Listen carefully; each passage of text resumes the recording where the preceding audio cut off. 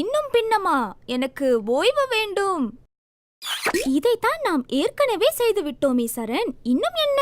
ஹோ, மன்னித்து விடு. நீ ஞாபக மறதி என்பதை நான் மறந்துவிட்டேன். ஹேய், என்ன? நான் சொல்வது முற்றிலும் உண்மைதானே? எல்லோரும் ஒன்று கூடி வாருங்கள். நமக்கு பின்னம் இருக்கிறது.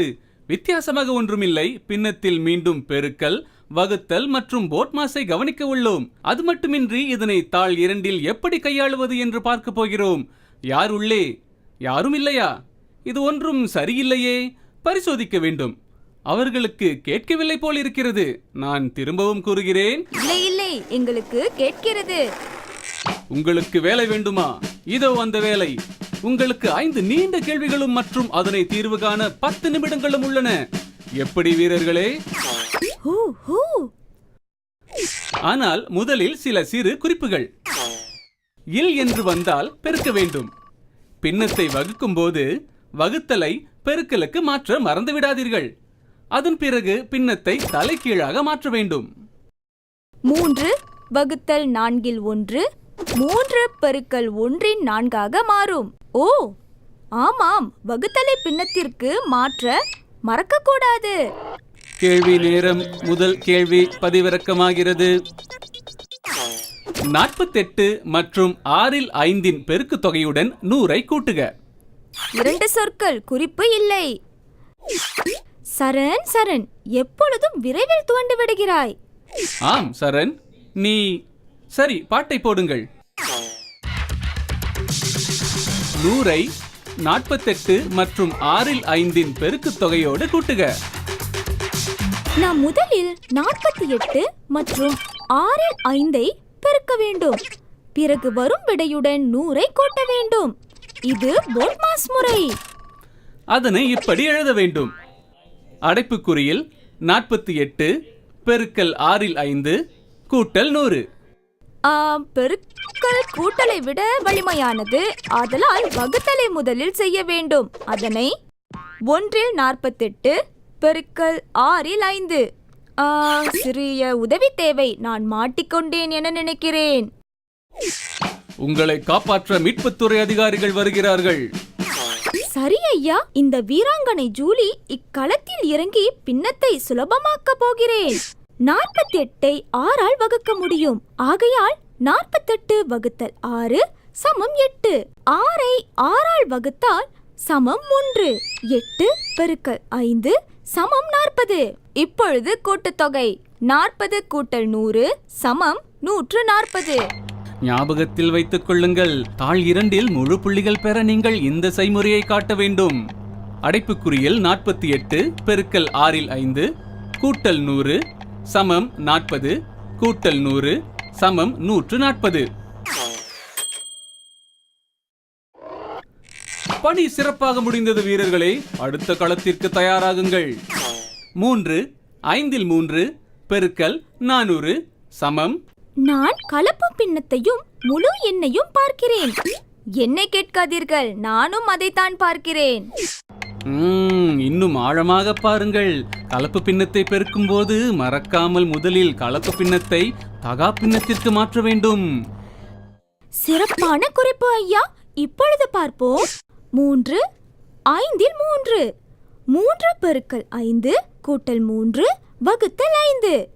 15 கூட்டல் 3 வகுத்தல் 5. 5 18. அதே பிரச்சனைதான். இப்பொழுது எப்படி பெருக்குவது? பயன்பாட்டை குறைத்தல், மறு பயன்பாடு மற்றும் மறுசுழற்சி. என்ன? ஒன்றுமில்லை. எண்ணை சுருக்க வேண்டும். சமம் 5 18 பெருக்கல் 400. 5 வகுத்தால் 5 சமம் 1. 400 வகுத்தல் 5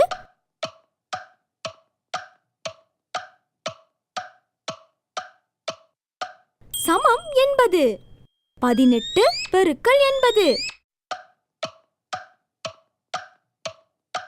நமக்கு கிடைப்பது 1440. இதுதான் விடை. சற்று பொறுங்கள். நாம் செய்முறை காட்டுவதற்கு என்ன செய்ய வேண்டும்? இதைத்தான் காட்ட வேண்டும். ஞாபகத்தில் வைத்துக்கொள் சரண். முறையாகவும் தெளிவாகவும் செய்ய வேண்டும். 3 5 3 பெருக்கல் 400 சமம் 5 ல் 18 பெருக்கல் 400 சமம் 1440. சபாஷ் வீரர்களே, நாம் நம் களத்தின் பாதி பிரச்சனைக்கு தீர்வு கண்டுவிட்டோம். சரிங்கள் ஐயா. சரி, சந்தோஷமாக இருப்பதற்கு என்ன செய்யலாம்? என்னிடம் சிறப்பான கேள்விகள் பின்னத்தில் உள்ளன. ஒரு மண்டபத்தில் மொத்தம் 420 பேர் இருந்தனர். அதில் 12 ல் 7 ஆண்கள். அப்படியென்றால் பெண்கள் எத்தனை பேர்? சற்று பொறுங்கள், நான் மகிழ்ச்சியான கேள்வியாக இருக்கும் என எண்ணினேன். மகிழ்ச்சியான கேள்விதான். என்னை பார், என்னிடம் வேடிக்கையான விடை இருக்கிறது. ஆண்களின் எண்ணிக்கை 12 ல் 7 பெருக்கல் 420 சமம் 245. பெண்களின் எண்ணிக்கை 420 கழித்தல் 245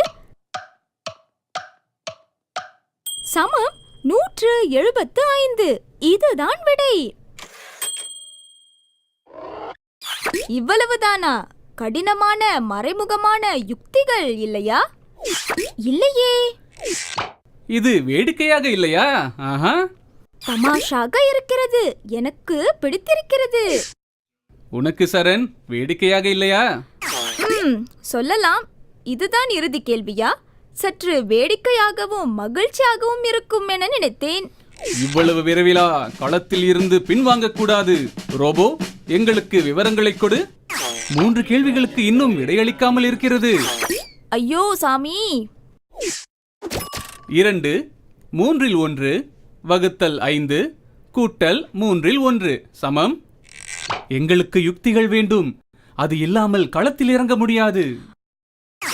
போட்மாஸ் அடைப்புக்குறி வகுத்தல் பெருக்கல் கூட்டல் கழித்தல். வகுத்தல் கூட்டலை விட வலிமையானது. ஆதலால் வகுத்தலை முதலில் தீர்க்க வேண்டும். மிக அருமையான விளக்கம். அடுத்து கலப்பு பின்னத்தை தகா பின்னத்திற்கு மாற்ற வேண்டும். ஆகவே 2 3 ல் 1 வகுத்தல் 5 கூட்டல் 3 ல் 1 சமம் 3 ல் 7 வகுத்தல் 1 ல் 5 கூட்டல் 3 ல் 1. வாருங்கள் இதற்கு தீர்வு காண்போம். 3 ல் 7 பெருக்கல் 5 ல் 1 கூட்டல் 3 ல் 1 சமம் 15 ல் 7 கூட்டல் 3 ல் 1. இப்பொழுது நாம் இதனை கூட்டுவோம். வகுத்தலை கூட்டுவதற்கு இன்னும் விதிமுறைகள் இருக்கிறதா? கூட்டுவதற்கு முன் பகுதி எண்கள் சமமாக உள்ளதை உறுதிப்படுத்திக் கொள்ளுங்கள். ஆமாம், எனக்கு நன்றாக ஞாபகம் இருக்கிறது. சரணுக்கும் ஞாபகம் இருக்கும் என சொல்ல முடியாது. நாம் முதலில் 3 ல் 1க்கு சம பின்னத்தை தேட வேண்டும். அதற்கு 15 உள்ளது. 3 ல் 1 சமம் 1 பெருக்கல் 5 சமம் 5. 3 பெருக்கல் 5 சமம் 15. இதுதான் செய்முறை. ஆகவே இப்பொழுது 15 ல் 7 கூட்டல் 15 ல் 5 கூட்டினால் 7 கூட்டல் 5 சமம் 12. இல்லை ஜூலி, நான் பகுதி எண்களை கூட்டப் போவதில்லை. ஆதலால் கிடைப்பது 15 ல் 12. முடிந்துவிட்டது. ஆஹாஹா, சுருக்க வேண்டும். தொகுதி எண்ணையும் பகுதி எண்ணையும் 3 ஆல் வகுக்க வேண்டும். இதை நான் செய்கிறேன். 12 வகுத்தல் 3 சமம் 4. 15 வகுத்தல் 3 சமம் 5 சமம் 5 ல் 4. இதுதான் விடை. யார் அதிகம் செய்தது? இவள்தான். ஷபாஸ், அற்புதம் அற்புதம். எங்கே சொல்லுங்கள். போதும் போதும்.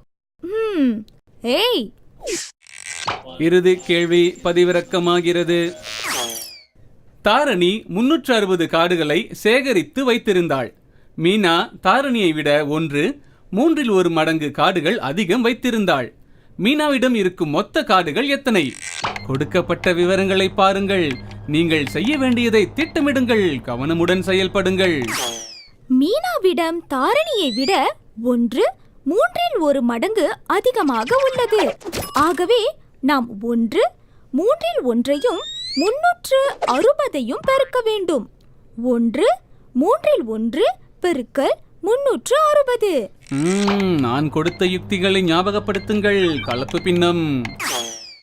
எனக்கு ஞாபகம் இருக்கிறது. கலப்பு பின்னத்தை பெருக்கும்போது அதனை முதலில் தகா பின்னத்திற்கு மாற்ற வேண்டும். இவ்வாறு 1 3 1 1 பெருக்கல் 3 கூட்டல் 1 வகுத்தல் 3 3 கூட்டல் 1 வகுத்தல் 3 3 4. ஆகவே சமம் 3 4 பெருக்கல் 360. இப்பொழுது சுருக்க வேண்டும். எனக்கு அதன் செய்முறைகள் ஞாபகத்தில் உள்ளன. இன்னும் ஒரு படி வீரர்களே, இங்கேயே நின்று விடாதீர்கள். தொடர்ந்து முன்னேறுங்கள். சரிங்க ஐயா. எங்கே விட்டோம்? நான் ஏதோ ஞாபகத்தில் இருக்கிறது என்று சொன்னேன். சரி, உனக்கு தான் ஞாபக மறதியாயிற்றே. தள்ளி நில்.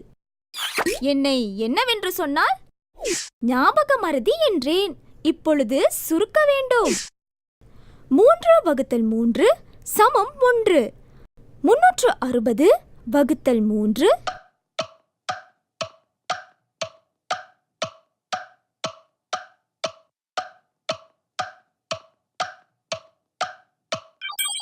சமம் 120. 4 பெருக்கல் 120 சமம் 480. நமக்கு 480 கிடைக்கும். இதுதான் விடை. சபாஷ்! முழு புள்ளிகள் பெற இவ்வாறு செய்ய வேண்டும். 1 3 1 பெருக்கல் 360 சமம் 3 4 பெருக்கல் 360 சமம் 480. மீனாவிடம் 480 கார்டுகள் இருக்கின்றன. புரிந்துவிட்டது. முழு புள்ளிகளே, இதோ வருகிறோம். சறுக்கு பலகையே, இதோ வருகிறேன். இது ஒரு மகிழ்ச்சியான முடிவு. நிச்சயமாக ரோபோ, மீண்டும் உங்களை யூபிஎஸ்ஆர் கணிதத்தில் இன்னும் மகிழ்ச்சியான முடிவிற்காக சந்திக்கிறேன்.